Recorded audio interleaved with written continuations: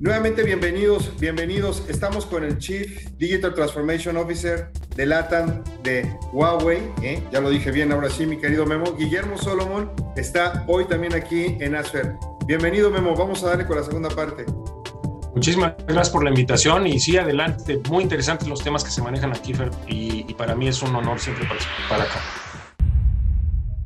Ahora, y en relación al tema que te estaba comentando de más ancho de banda, mayor capacidad, por ejemplo, para mandar un ataque de DDoS u otro tipo de vulnerabilidades que salgan ahí, ¿qué prevén? Mira, yo no soy un experto en ciberseguridad, pero lo que sí te puedo decir es que el estándar New Radio de 5G fue planteado precisamente para soportar ataques cibernéticos y además la GSMA junto con el resto de la industria, han estado determinando cuáles son los procesos, las políticas y los protocolos que se deben de seguir para tratar de disminuir al máximo este tipo de ataques, ¿no? Porque evidentemente cuando todas las cosas están conectadas, pues sí hay mucho más peligrosidad de que un hacker pueda agarrar y pueda manipular cosas, ¿no? Pero bueno, siempre la tecnología del acceso está caminando ya con una concientización muy importante hacia la ciberseguridad. Ok, ahora, hablando de este estándar, o sea, ¿es un solo el estándar de 5G? Es decir, si yo compro dispositivos por un fabricante norteamericano y compro dispositivos por un fabricante asiático y los implanto dentro de mi planta que tiene tantas hectáreas, ¿van a ser compatibles? ¿Es exactamente el mismo estándar? Sí, los estándares están demarcados por 3GPP y la industria se puso de acuerdo desde que empezaron a idear cómo iba a funcionar el 4G. No querían que sucediera la guerra entre CDMA y UMTS, ¿no? La guerra de los 3Gs, que era el estándar norteamericano contra el estándar europeo. Decidieron hacer un mismo estándar y pasó exactamente lo mismo con 5G. O sea que el estándar es igual.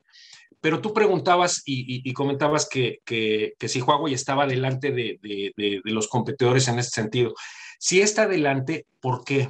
Porque los desarrollos y las patentes, la investigación y desarrollo que se ha hecho tanto en el core, ya sabes cómo se vienen las redes de telecomunicaciones, tienes el acceso, tienes lo que es el transporte, luego tienes el core, que antes eran los switches y ahora son los data centers.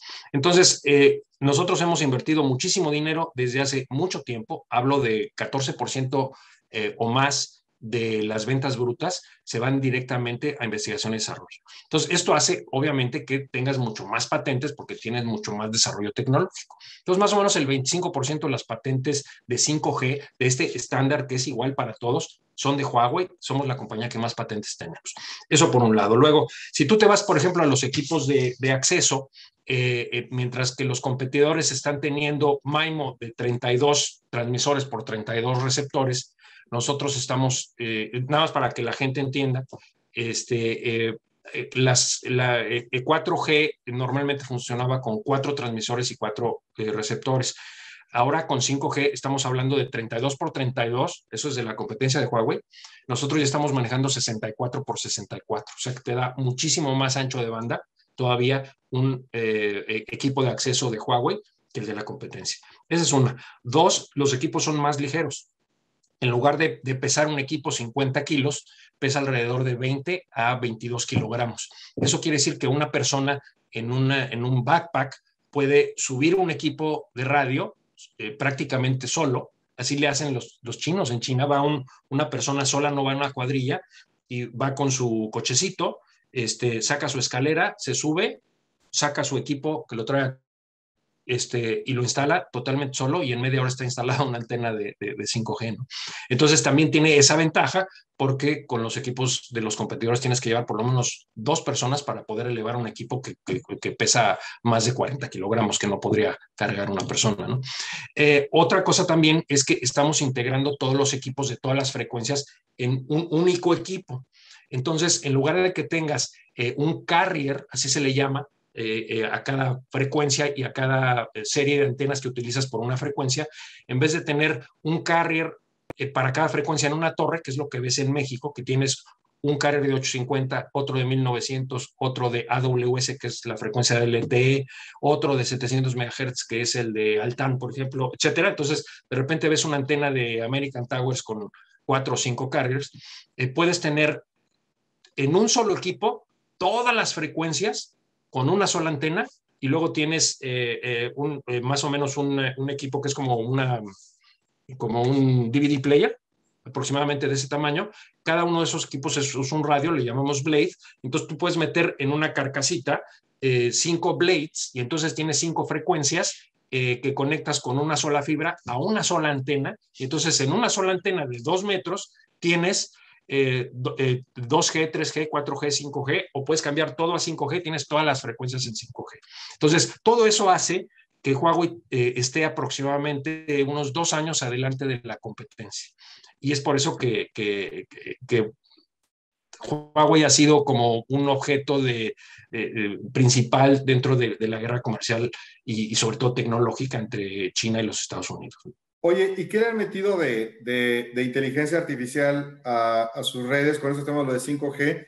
Y también sé que ustedes ya están hablando de 6G, qué es lo que se viene.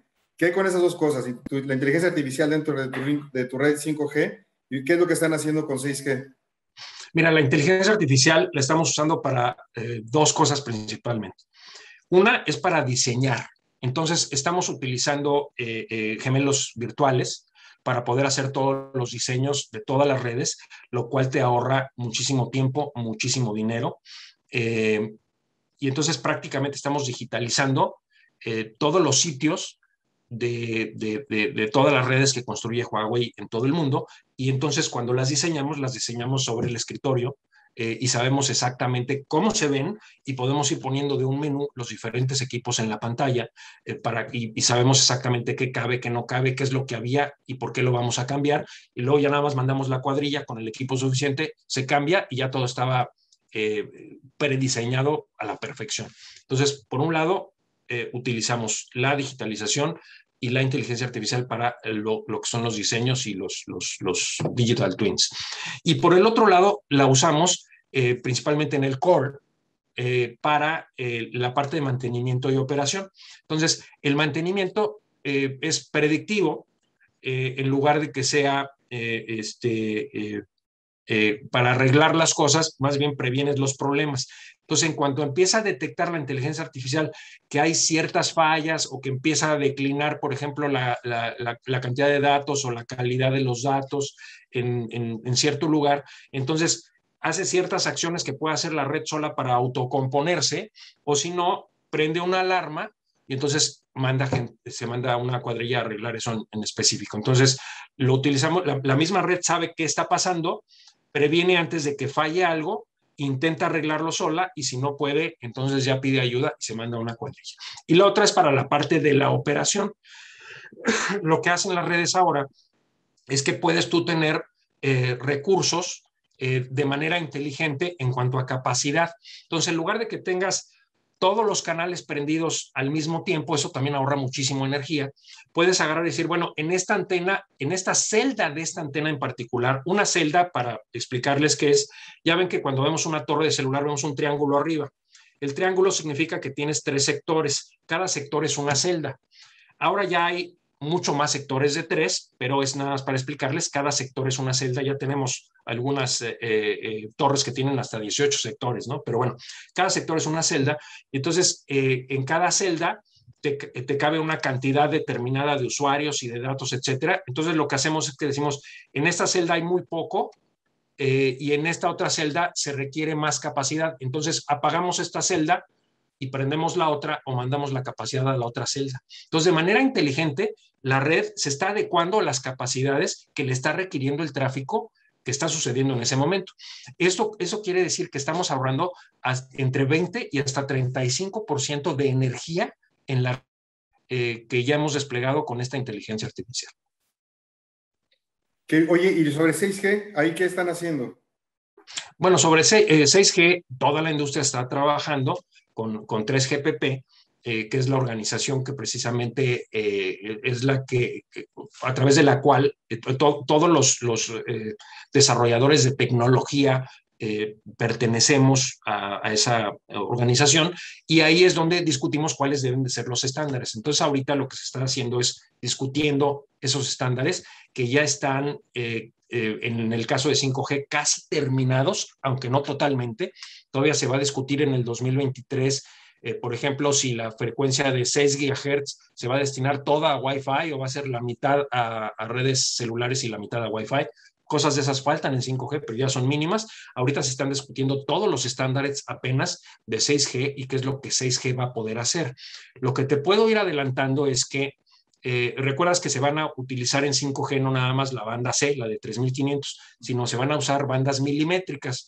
Eso quiere decir que bandas de 24 a 40 gigahertz se van a estar utilizando también en las redes de 5G.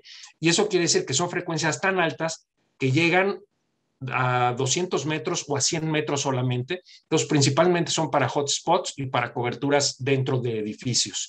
Y son antenas pequeñititas, ¿no? Esas se van a tener que instalar por todos lados. Bueno, 6G va a estar funcionando principalmente con frecuencias milimétricas. Entonces, lo que 6G va a hacer es que va a concatenar de una manera mucho más eficiente todas las tecnologías de la transformación digital para que la inteligencia artificial pueda funcionar al unísono con todo lo demás. O sea, se va a enfocar mucho más a que la inteligencia artificial sea el motor para que la productividad, para que la seguridad, para que la optimización de todas las cosas que se puedan manejar a través de estas redes TIC se puede hacer de manera correcta. Pero todavía hay muchos castillos en el aire de todo lo que se va a poder hacer.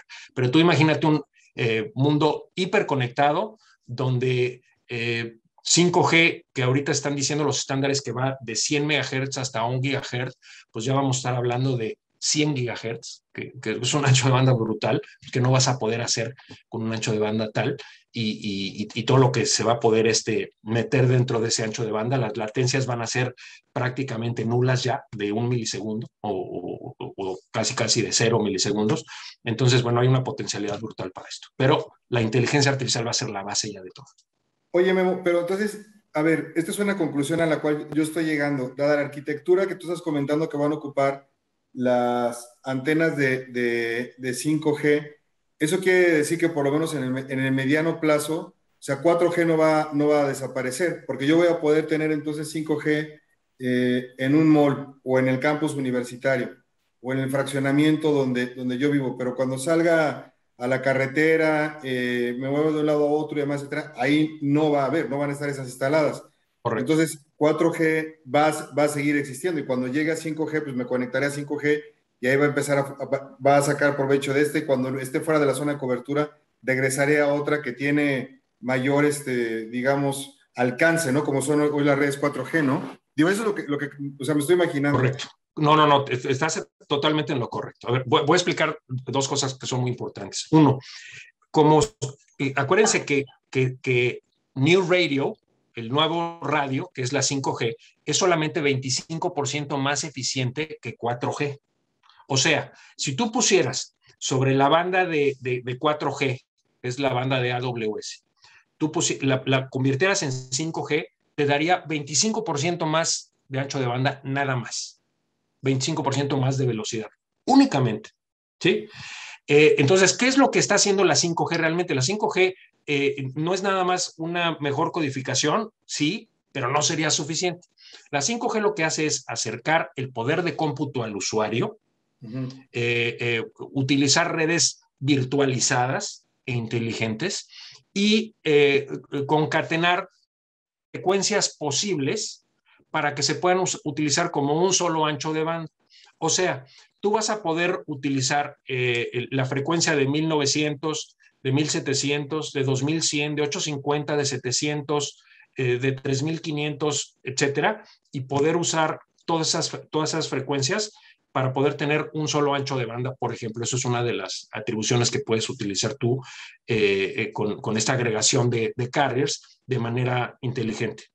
La otra cosa que puedes hacer es que cuando tú acercas el poder de cómputo hacia el usuario, tú puedes tener información localizada, es lo que hacen, por ejemplo, como Netflix le hace, ¿no?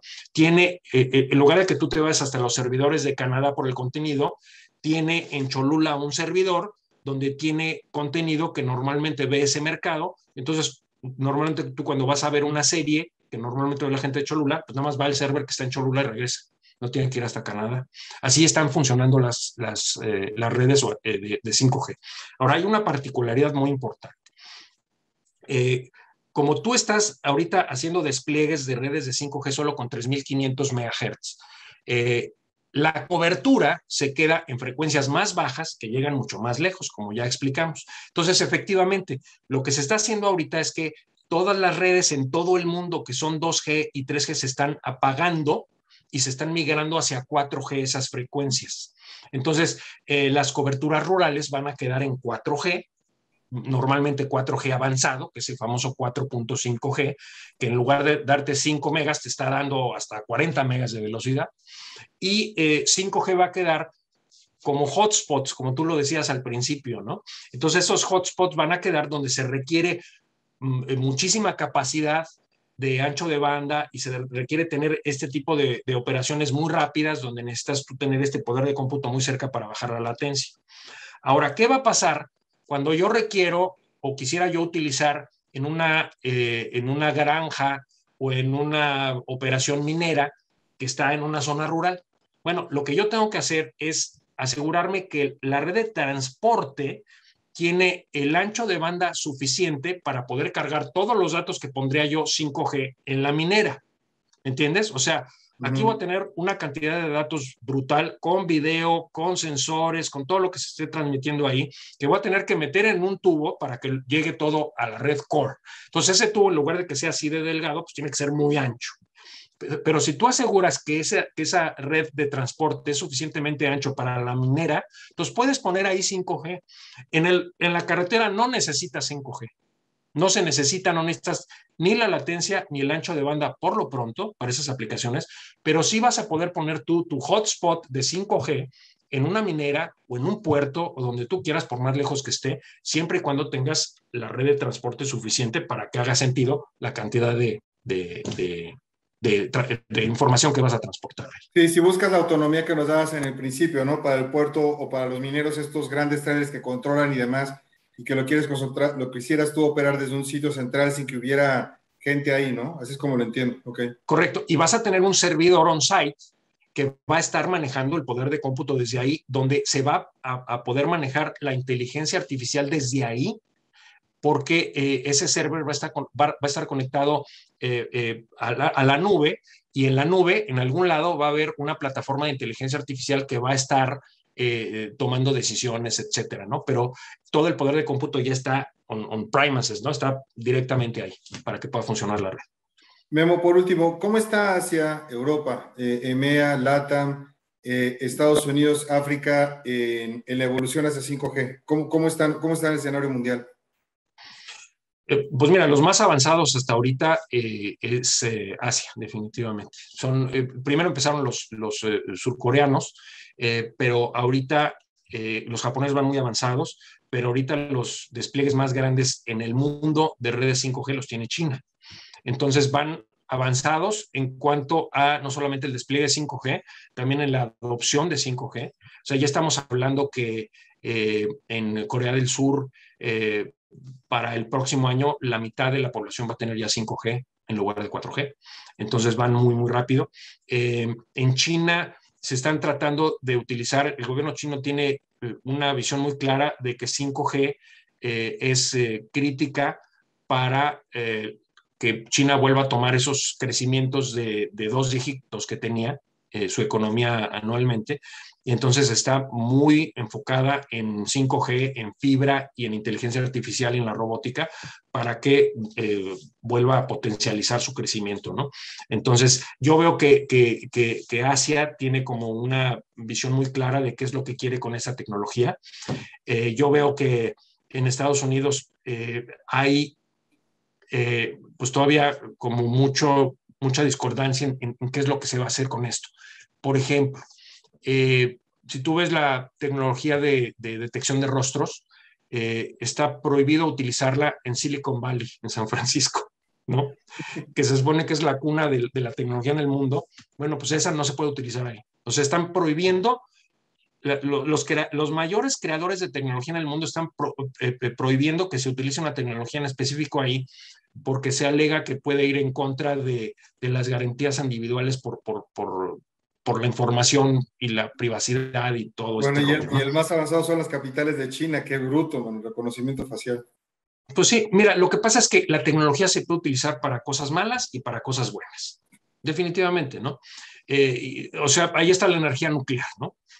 Entonces, lo que yo sí te puedo decir es que no se va a frenar la clonación, no se va a frenar la 5G, no se va a frenar la detección de rostros y no se va a frenar la inteligencia artificial. Yo creo que son topes que se van encontrando. Yo creo que Estados Unidos está teniendo esa problemática y por el otro lado hay por parte del gobierno del presidente Biden un enfoque muy fuerte hacia volver a capitalizar, hablo de meterle dinero a los desarrollos de inteligencia artificial y los desarrollos tecnológicos muy fuerte, que había perdido un poco Estados Unidos, porque ya ven que China les está compitiendo y que en algunas cosas los ha rebasado. Y a mí se me hace que la competencia es la cosa más hermosa que hay en el mundo, ¿no?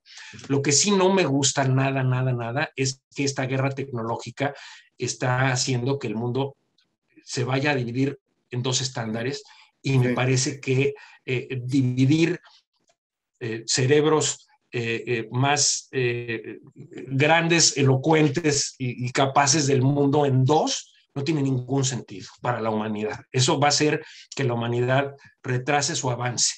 Esta división puede hacer que dejemos de descubrir cosas que nos van a salvar ecológicamente, por ejemplo, ¿no? del cambio climático, etcétera. Entonces, ojalá y los líderes de estas grandes potencias lleguen a acuerdos y lleguen a entendimientos que permitan que sigamos trabajando juntos, ¿no? Ojalá que así sea, mi querido Memo. Te agradezco muchísimo tu tiempo, disfruto muchísimo tu compañía y espero que no sea la primera vez que estés aquí con nosotros, mi querido Memo. Todos los CIOs y CTOs que nos hacen el favor de seguirnos en Asfer, pues bueno, ya quisiéramos platicar otro tipo de temas. A ver si la próxima vez pudiéramos abarcar temas que tuvieran que ver con inteligencia artificial, o sea, ¿qué es lo que están haciendo ustedes allá? Claro, podremos platicar la próxima vez que nos veamos, que es un honor que me invites de nuevo. Podemos ver casos prácticos donde no nada más vamos a hablar de inteligencia artificial, sino vamos a hablar de la combinación de la inteligencia artificial con la robótica y el Internet de las Yo creo que es cosas. lo Y importante, la va a combinación de ser las muy tecnologías. interesante. Hay muchos casos prácticos ya de los cuales vamos a poder platicar. Memo, muy rápido, ¿cómo está México en 5G? Bueno, mira, la ventaja que tiene México es que tiene al Instituto Federal de Telecomunicaciones, que es un organismo docto en el asunto, es un muy buen regulador. Entonces, es una gran ventaja. La otra es que los dos operadores que tienen red, porque como tú sabes, Movistar prácticamente está pagando su red y pasando todo el tráfico hacia AT&T. Entonces quedan estas dos grandes redes de AT&T y Telcel y la de Alta, ¿no? Pero entonces estas dos grandes redes de AT&T y de Telcel, estas dos grandes compañías, ya tienen asignada la frecuencia de 3.5 GHz, que es la banda C, la frecuencia de 5G. Y eso pues es una gran ventaja porque ya están haciendo pruebas y ya pronto van a estar listos. O sea, las frecuencias ya están asignadas. Y cuando se asignan las frecuencias en México son agnósticas. O sea, no se dice, esta frecuencia es para utilizarla en 3G o en 4G. Te doy la frecuencia y tú la utilizas en la tecnología que sea, la más nueva, ahí la puedes usar. Entonces ya tenemos esa ventaja, ¿no? Pero todavía faltan partes o bloques de 3.5 GHz que hay que asignar todavía. Sobre todo, AT&T sigue teniendo un bloque insuficiente de 3.5, entonces hay que asignarle más. Telcel yo creo que ya tiene suficiente para arrancar. Entonces yo veo a México en una buena posición, pero en general yo veo siempre, no voy a hablar de México, de Latinoamérica en general, como que los gobiernos están empujando un poquito más la 5G y como que la industria está un poco más reticente, porque los latinoamericanos siempre, por eso siempre estamos 2, 3 años atrás que las economías desarrolladas, porque siempre estamos viendo que ellos caen en los errores y luego nosotros ya nada más copiamos y nos equivocamos menos porque eso cuesta menos dinero. La realidad es que si no adoptamos la transformación digital, sobre todo a la velocidad vertiginosa que ahorita todo está avanzando, en lugar de que tengamos un gap con las economías desarrolladas de 2 o 3 años, va a ser de 10, y entonces nunca más vamos a poder alcanzarlos. Entonces es muy importante que esto no es un papel solo de los gobiernos, Fer. Los gobiernos, la industria TIC, pero también las industrias verticales, los reguladores, las universidades, los investigadores, tenemos que estar conscientes, nos tenemos que sentar todos a la mesa y empujar esto, y tiene que ser lo más pronto posible. No podemos estar promoviendo la yunta en México, eso no funciona. Tenemos que promover que los pequeños productores tengan acceso a esta tecnología. Claro. Y tener acceso a esta tecnología no es tener un teléfono celular con el cual puedo ver mails o hacer jueguitos, es tener robótica, Internet de las cosas, la nube, la inteligencia artificial, tener todo esto a la mano y que puedan utilizarlo. Si quieres, la próxima vez podemos platicar un caso de cómo está manejando China el Agro 4.0, cambiando el modelo de negocio totalmente para que los pequeños agricultores tengan realmente acceso a esto. Muy interesante. Órale, el siguiente tema próxima semana, Agro 4.0, ya estamos. Va. Hecho. Pues muchas felicidades, mi querido Memo, por todo el éxito, todo lo que están haciendo. Mil gracias por tu tiempo y nos vemos la próxima semana. Encantado, Fer, un honor que me hayas invitado. Un abrazo muy fuerte a la familia y un abrazo fraternal para ti. Muchas gracias al equipo de producción y la U de Puebla, que es una universidad maravillosa también. Le mando todo mi corazón a todos ustedes. A los poblanos, mi papá era poblano, o sea que... Sí, yo sabía que el doctor era poblano, por supuesto. Así es. Que estén muy bien.